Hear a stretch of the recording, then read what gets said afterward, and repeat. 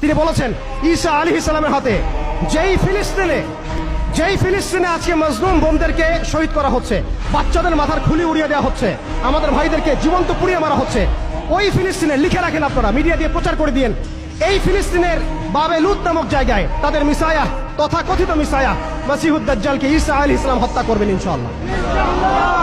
পৃথিবীর কোন শক্তি, কোন ন্যাটো, কোন ইউনাইটেড নেশনস, কোন ইউরোপিয়ান ইউনিয়ন, কোন IMF, কোন ওয়ার্ল্ড ব্যাংক, কোন সাম্রাজ্যবাদী শক্তি এই ভবিষ্যৎবাণীকে ঠেকাতে পারবেন আপনি ওদেরকে চেষ্টা করতে দেন।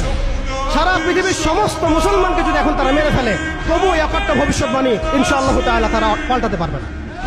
এটা আমাদের আশার জায়গা, এটাই হচ্ছে চূড়ান্ত বিজয়। এবং ঈসা আলাইহিস সালামের হাতে আগামী 40 বছর, লিখে রাখেন আপনারা, এরপরের 40 বছর ওই বাইতুল মুকাদ্দাস থেকেই সারা বিশ্বে ইসলামী খিলাফা কায়েম হবে ইনশাআল্লাহ।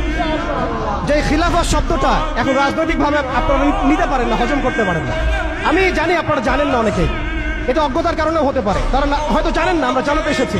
এই যে খিলাফা শব্দটা তারা নিতে পারে না, এই খিলাফাই হবে পৃথিবীর শেষ শাসন ইনশাআল্লাহ। এই খিলাফা দিয়ে বিশ্ব শুরু হয়েছিল, এই খিলাফা দিয়েই বিশ্ব শেষ হবে। ঈসা আলাইহিস সালাম 40 বছর ওই জেরুজালেম থেকেই এই বিশ্বকে শাসন করবেন ইনশাআল্লাহ। এটা লিখা